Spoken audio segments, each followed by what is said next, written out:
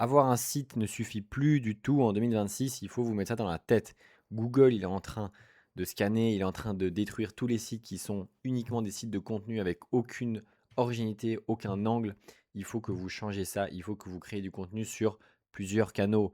Instagram, TikTok, LinkedIn, YouTube, Reddit, X, Threads, Snapchat, tous les réseaux sont bons à prendre, mais attention à ne pas tomber dans la surenchère et de publier sur tous les réseaux la même chose, parce que tous les réseaux n'ont pas la même fonction. Aujourd'hui, on va voir exactement ce que je fais et quelle stratégie j'utilise pour justement choisir les bons réseaux et créer du contenu qui est pertinent à ces réseaux-là sur le site de Wildcat. C'est parti. Salut tout le monde, c'est John. Comme vous l'avez compris, aujourd'hui, on va un peu s'intéresser à l'importance du branding, à l'importance d'avoir une entité sur Google, une entité sur Internet et pas simplement un website. Pourquoi un simple website n'est plus suffisant? Car en fait, tout le monde peut le faire. Et Google, il va pas pouvoir encaisser toute cette charge de contenu, donc il va devoir trier, il va devoir filtrer. Donc tous les contenus qui sont vides de sens et qui sont purement informationnels, qui n'ont aucune entité derrière, entité réelle, Google va va toutes les choses qui n'ont pas une entité réelle, Google, il va punir. Et ce qui est logique, parce qu'au bout d'un moment, il faut trier la courbe. Je ne l'ai pas sous les mains, j'aurais pu la préparer, mais la courbe de sites qui ont été générés, et en fait les nouveaux sites qui sont arrivés depuis un an, elle est démentielle. Aujourd'hui, on fait du coup le petit récap sur Wildcat et on va voir un petit peu qu'est-ce qui est important, pourquoi, quand, comment. Le premier truc, c'est le petit récap de la Search Console. C'est parti, elle est là. Plusieurs trucs qui sont très cool. Donc là, jusqu'à maintenant, ça fait du coup maintenant un mois pile environ que le premier article du blog a été sorti. C'était le juin 16, donc ça fait un mois et demi, pardon. J'ai posté à raison de 2 articles par semaine, de façon assez légère. Et actuellement, du coup, j'ai posté le dernier aujourd'hui, hein, c'était pas hier, mais c'était aujourd'hui. Et truc très important, j'ai publié le site, du coup j'ai publié l'article, pardon. Je suis allé voir pour voir s'il était indexé et il était directement indexé. Et ça, c'est un très bon signe. Quand une page se fait indexer instantanément, au moment où elle est publiée, c'est que vous êtes pas mal. Et en plus, on est sur un article qui est quand même très niché. What my Thai training is really like for women at Thai camp. On est sur l'intention de recherche qui est très très précise. C'est sûrement un truc qui venait de Reddit. Donc on n'est pas sur un article général ou qui a beaucoup de volume au niveau des mots-clés et compagnie. Et donc ça montre que c'est bon. Google, il a compris que ce site, il est réel. Il y a quelqu'un derrière. Et donc, il est plus cool avec nous. Il nous aide. Il va nous push. Donc moi, je vais voir si je vais augmenter la cadence au niveau des articles. Sinon, je garde 2 par semaine. En vrai, un bon créneau, je trouve, selon moi, sachant que je vis sur du long terme. Comme ça, je peux prendre le temps de faire des articles un peu plus sympathiques, un peu plus poussés. Je peux aussi mettre à jour les articles qui sont existants et faire cette veille, ce monitoring.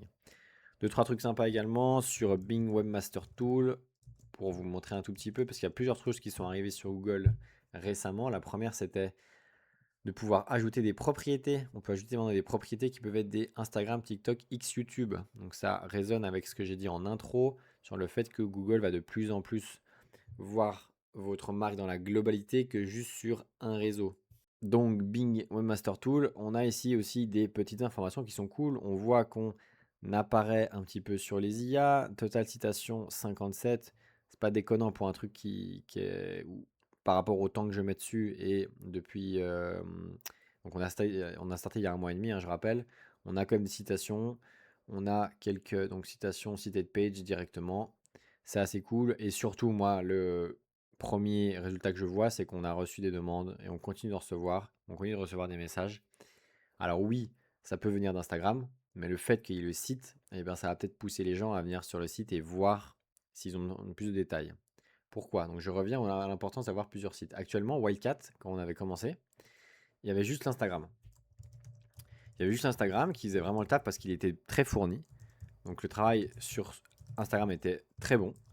Mais le problème d'Instagram, c'est que c'est pas un réseau de type professionnel, surtout dans le contexte du projet ici, où la personne veut peut-être voir plus d'informations sur comment ça se passe un DTV, c'est quoi les prix, quels sont les avantages, les inconvénients. Elle va pas trouver ces informations sur Instagram. parce que de toute façon, c'est pas le genre de contenu qui est posté dessus. On est sur du contenu de type visuel, on est sur du contenu de type, oui, on est sur du contenu de type émotionnel, identité, branding, mais pas sur du contenu de type, ok, bon, comment on fonctionne? C'est quoi les prix? Alors oui, il y a les prix ici, oui, il y a des prix ici, mais c'est pas professionnel. Donc la personne qui découvre Wildcat sur Instagram, peut-être qu'elle va vouloir aller voir, est-ce que cette marque, est-ce qu'elle vaut la peine? Du coup, elle va aller voir sur son site. C'est la suite logique parce qu'on a tous appris comme ça, c'est ancré en nous de, ok, bon ben, je veux des informations sur l'entreprise, ben, je vais voir son site pour voir s'il est sérieux, pour voir s'il donne assez d'informations, pour me faire une meilleure idée. Donc c'est là que je dis que Instagram, il a une vocation plus de type branding, de type émotionnel, de montrer comment c'est en vrai, comment ça se passe. Et le site, il a un point de vue plus transactionnel, de donner l'information de c'est quoi les prix, c'est quoi les horaires, qu'est-ce que vous pouvez retrouver, en étant ultra détaillé, en étant ultra précis sur toutes les informations, en ayant ce format de contact qui est peut-être plus facile pour certains qu'un envoi sur WhatsApp ou que sur Instagram. Encore une fois, ça montre le sérieux ou non d'une entreprise. Donc chaque canal a son utilité. Comme j'ai dit en intro, il y a plein de canaux, TikTok, Instagram, LinkedIn. Maintenant, c'est à vous de ne pas vous éparpiller et de choisir ceux qui sont le plus pertinents par rapport à votre business. Si je prends ce business-là, Instagram est totalement pertinent parce qu'il va avoir des vidéos, des stories, des combats et compagnie. Donc on a besoin d'avoir ce visuel. Par contre, LinkedIn n'aurait très peu de sens. Je ne dis pas que c'est inutile. Je dis juste que si vous devriez concentrer votre effort, concentrez votre focus sur les choses qui vont apporter le plus de valeur. Et là, ça va être l'Instagram, le Google My Business au niveau de la recherche locale et le website. Le website, c'est la base. Il faut en avoir un, quoi qu'il arrive. Peu importe, vu la facilité que c'est aujourd'hui d'en faire un, faites-en un. Mais maintenant, on se concentre sur quoi? Sur quel type de contenu? Eh bien, sur le site, on va faire des articles pour montrer l'expertise qu'on a et l'expérience qu'on a au niveau des camps de Muay Thai et du DTV et toutes ces choses-là. Sur Instagram, on va poster des photos, des vidéos pour montrer comment ça se passe au niveau du camp. Et sur le Google My Business, on va viser pour le local pour que les locaux nous trouvent. Donc les trois réseaux actuellement, même si est-ce qu'on peut considérer Google My Business comme un réseau, je ne sais pas, mais ça reste pertinent de travailler dessus. Ensuite, qu'est-ce qu'il faudrait faire? Qu'est-ce qu'on peut faire pour aider à faire cette liaison entre ces différents liens? Alors, premièrement, Google est assez intelligent pour faire le lien entre Wildcat Muay Thai sur Instagram, Wildcat sur un site web, Wildcat sur du YouTube. Maintenant, vous pouvez faire deux, trois trucs au niveau du site web qui peuvent vous aider. Je vais vous montrer ça. Donc, ce que vous pouvez faire au niveau du site, c'est rajouter des entités pour donner l'information à Google, typiquement sur Astro, donc c'est ce que j'utilise pour mes sites web. Vous pouvez utiliser des contextes, des trucs comme ça que vous allez mettre dans le layout qui sera sur tout le site, qui va du coup donner l'information sur, ok, c'est une organisation qui s'appelle Wildcat Muay Thai, le site web c'est ça, et c'est la même entité que Instagram, YouTube, Google. Ça va aider Google à fusionner un peu dans son knowledge graph, même si il est assez smart pour le faire. Ensuite, qu'est-ce qu'on a? Maintenant, on a plusieurs réseaux. On a Instagram, un site web, notre fiche Google. Qu'est-ce qu'on a besoin de plus pour dire à Google que, ok, on a une vraie marque, on est sérieux? On en vient au backlink, à la vision que Google donne par rapport au, comment dire ça? Et là, on en vient au backlink. Qu'est-ce que c'est un backlink pour le rappel? C'est des liens qui viennent d'autres sites que le vôtre, qui vont pointer vers le vôtre. Pourquoi on fait ça? C'est pour dire à Google, ok, bon, en fait, on n'est pas juste seul dans notre coin. Nous, on a des personnes qui parlent de nous parce qu'on est pertinent sur ce sujet-là. Le backlink, c'est tout ce qui concerne le off-page. Du coup, dans les trois piliers du SEO, on le rappelle, on a le on-page, c'est le contenu, c'est le site. On a le SEO technique, donc c'est est-ce que le site il fonctionne bien, est-ce qu'il est rapide, est-ce qu'il est bien optimisé. Et on a le contenu off-page. Off-page, c'est tout ce qui vient en dehors de notre site. Et ça, c'est important. Selon moi, ça va le devenir de moins en moins. Pourquoi? Parce que, en gros, comment ça fonctionnait par rapport à ce truc de backlink? Il y a deux familles un peu de backlink. On va classer ça en deux familles. Il y a les backlinks de type où on va acheter des liens. On va payer des gens pour nous dire, OK, bon, on va mettre ce lien sur votre site qui pointe vers le nôtre. Et on a ensuite le backlink intelligent qui va être, OK, bon, bah, on va aller voir un business qui est un peu similaire au nôtre, qui est complémentaire au nôtre dans notre zone d'activité. Par exemple, là, on pourrait peut-être trouver genre une salle de boxe anglaise qui se trouve à Chiang Mai et on va aller discuter avec eux et leur dire, OK, est-ce que ça vous intéresserait de qu'on cède un tout petit peu au niveau du site? Moi, je fais un article sur vous pour dire que vous faites de la boxe anglaise et vous, vous faites un article sur nous pour dire qu'on fait de la boxe thaï. Là, pour moi, c'est pertinent, ça va donner de la force parce qu'on est dans la même ville, dans la même localité, dans la même zone. On parle de choses qui sont pertinentes les deux et on est les deux des business réels. Ça, pour moi, c'est la première catégorie. Et la deuxième catégorie, c'est les backlinks qu'on va aller acheter vers des plateformes. Il y a plein de plateformes qui permettent de faire ça. Je ne vais pas rentrer dans le détail. Mais en gros, comment ça a fonctionné jusqu'à maintenant? C'était des gens qui créaient plein de sites qui étaient sur une niche. Par exemple, la niche du sport. Non, la niche du sport, c'est un peu grand. Mais la niche, par exemple, des compléments alimentaires. Et ben, en gros, ils vont créer des sites qui parlent juste de compléments alimentaires. Mais concrètement, ce site-là, il n'appartient à personne. C'est un site fantôme, comme je l'appelle. Mais aux jeux de Google, avant, ça donnait de la force à votre site quand même. Parce que Google, il voyait qu'il y avait des liens qui venaient depuis ce site-là, qui était expert dans son domaine de compléments alimentaires, et qui faisait un lien sur votre site à vous, où vous parliez aussi, où vous vendiez des compléments alimentaires. Et donc pour Google, ça c'était un signal de OK, bon bah on a un lien qui vient d'un site expert vers ce site-là, et du coup bah, ce site-là est pertinent. Et donc ça aidait à améliorer au niveau de votre référencement.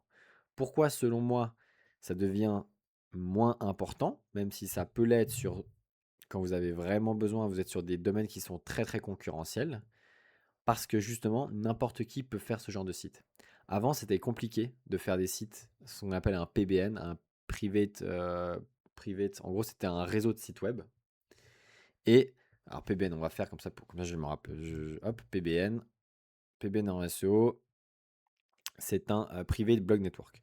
Donc c'était un ensemble de sites, blogs contrôlés par une même personne pour créer des liens hypertextes backlink. Voilà, parfait. Vous avez toute l'information, comme ça, elle est précise. Pour moi, c'est plus aussi pertinent qu'avant parce que n'importe qui peut, s'il veut, créer un site annexe et faire un lien qui va pointer sur son propre site. Donc oui, il y a différents niveaux de qualité de backlink. Ça, je suis totalement conscient.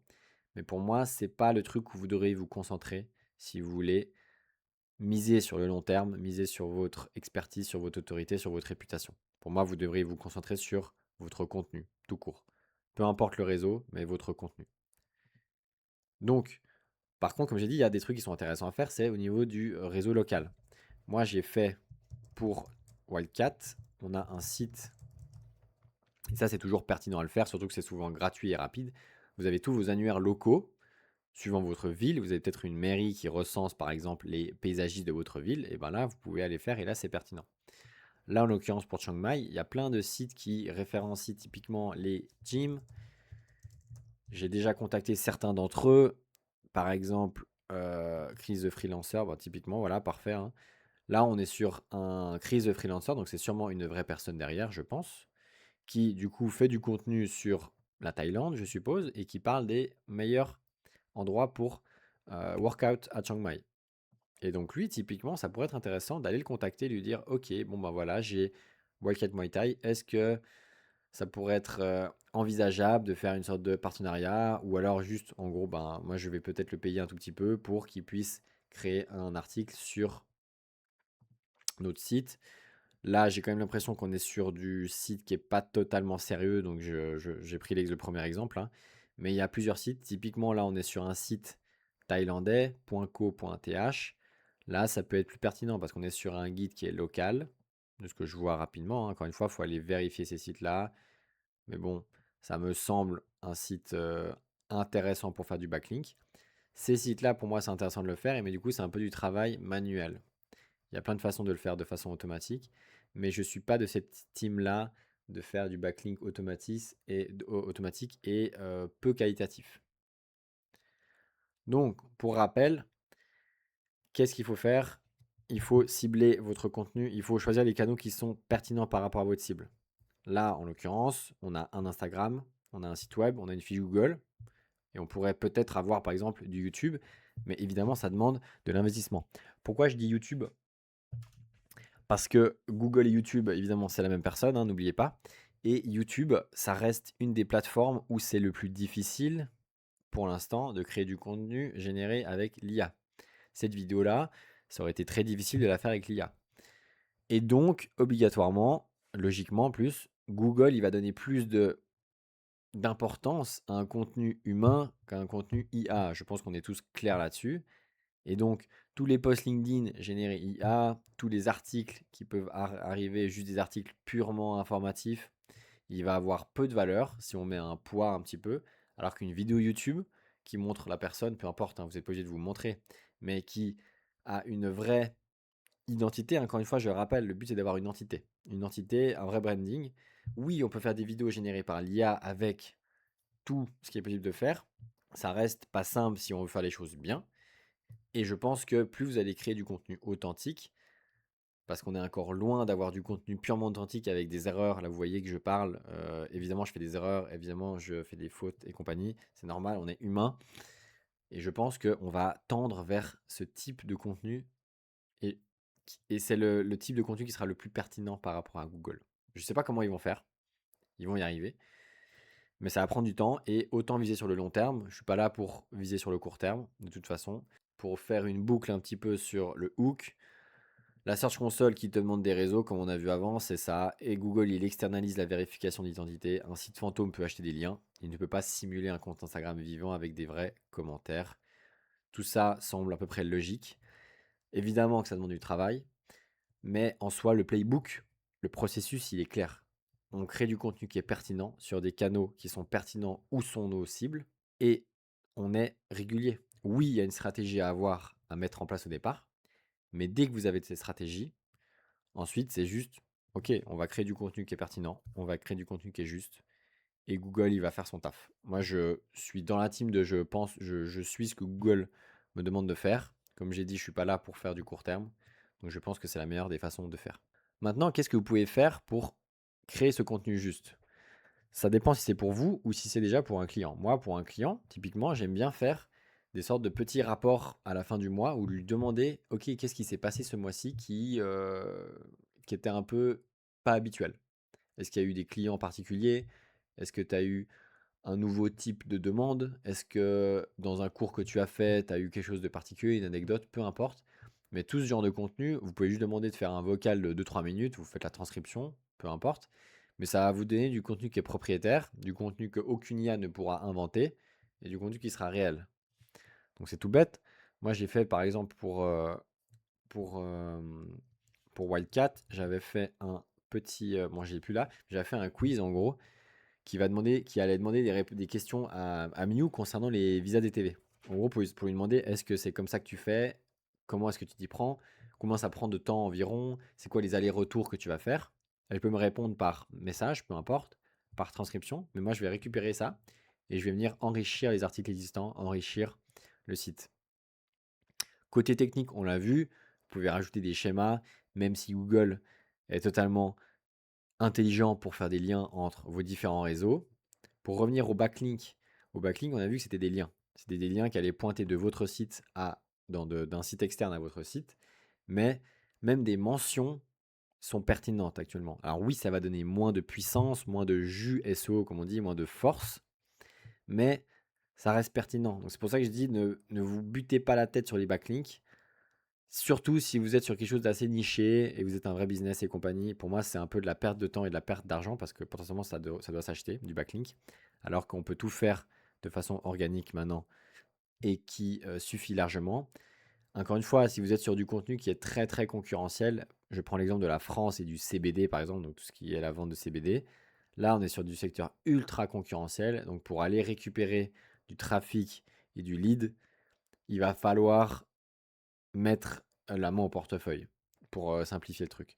Mais dans mon cas là, je pense pas que j'ai besoin. C'est juste que je vais devoir créer du bon contenu et au fil du temps, eh ben, ça va s'équilibrer. Google, il va m'afficher au moment qui sont pertinents et ça s'arrête là.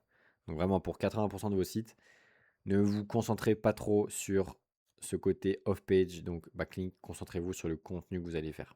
Pour résumer rapidement, en le leçon d'une phrase, le site c'est la maison, tout le monde doit en avoir un, surtout que c'est très facile de le faire. Les canaux, c'est la preuve que quelqu'un vit dans cette maison. Une maison vide, même bien construite, Google n'y envoie personne. Un canal orphelin plateforme, chaque canal a un job, le contenu vient de ta data, au maximum, une seule entité déclarée proprement, la diffusion s'automatise, pas le ciblage. Comme j'ai dit, vous pouvez très bien automatiser votre contenu, suivant ce que vous faites ou vous le faites, vous pouvez automatiser votre contenu pour vous simplifier, mais n'automatisez pas la décision de quel contenu va aller sur quelle plateforme. Le contenu qui va être sur Instagram, ça ne va pas être le même que le contenu sur le site web. On a fait le tour. C'est pour que vous ayez une vue d'ensemble et pour que vous ayez un peu ma vision de comment je vois les choses en 2026 par rapport au SEO, GEO, branding, la notion d'entité, la notion de EEAT de Google. J'espère que ça va vous donner des clés et ça va vous éviter de perdre du temps sur les choses qui ne sont pas utiles, car le temps, c'est la seule chose que vous ne pouvez pas acheter. Et je vous dis à la semaine prochaine. Ciao tout le monde.